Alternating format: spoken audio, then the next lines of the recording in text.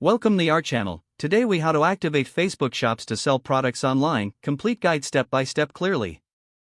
To activate Facebook shops and sell products online, start by logging into your Facebook account. Navigate to your business page. If you don't have a business page, create one by selecting Create and then Page.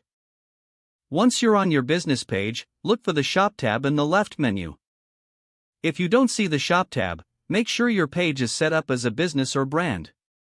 Click on the Shop tab to begin setting up your shop.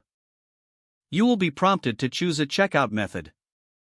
You can select checkout on Facebook or checkout on your website.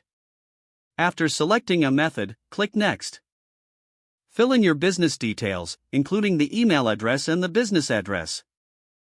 Review the merchant agreement and terms of service, then click Accept.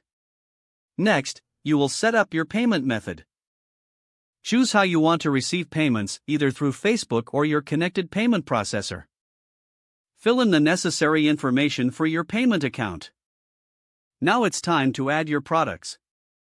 Click on Add Products and choose to upload photos.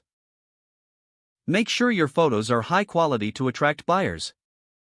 Fill in the product details, including name, price, description, and inventory level. You can also categorize your products to make it easier for customers to browse. Once you've added all your products, review everything for accuracy. After confirming that all details are correct, publish your shop.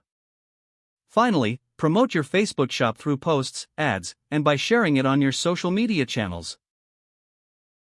Engaging with your audience will help drive traffic to your shop. Monitor your shop regularly to manage orders and customer inquiries effectively.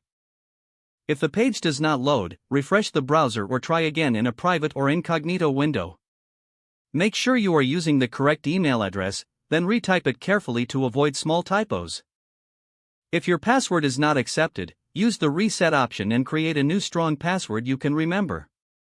Check your spam folder for verification or security emails, then complete any requested confirmation steps.